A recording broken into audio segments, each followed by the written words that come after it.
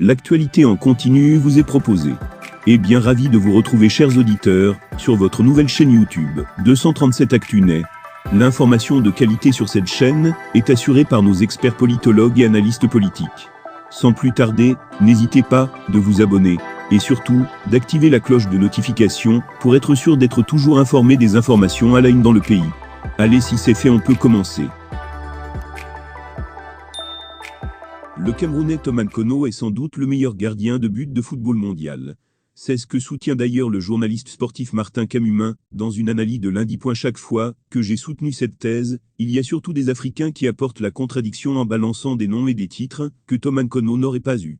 Mais pour mieux saisir la portée de cette idée, que je porte avec conviction, il faut rentrer totalement dans le contexte de cette époque, indiquer-il.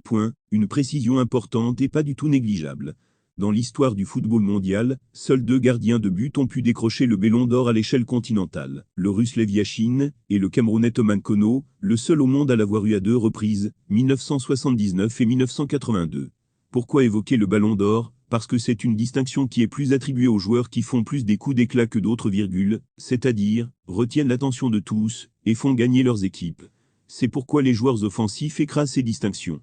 Les défenseurs se comptent au bout des doigts, et quand on attribue un gardien de but, à 2 reprises en plus, dans un continent qui à ce moment précis, pullule d'attaquants de très haut vol, il faut se lever, et se mettre au garde à vous, précise-t-il. Aujourd'hui, et un peu plus avant, voir les Jacques Songou, Idriss Carlos Camni et autres évoluer dans un championnat espagnol, peut être banal. Mais en 1982, c'était un exploit. Parce que le racisme était le pain quotidien dans les pays, comme la France ou l'Angleterre, c'était moins rudé encore. Mais voir un club de premier rang, comme l'Espagnol de Barcelone, confier ses cages à un gardien africain, veut dire que sa performance avait réussi à mettre tous les préjugés entre parenthèses, a ajouté Martin Camumin. Maintenant, allons sur le palmarès de Lev Yachine, qui aurait permis à la FIFA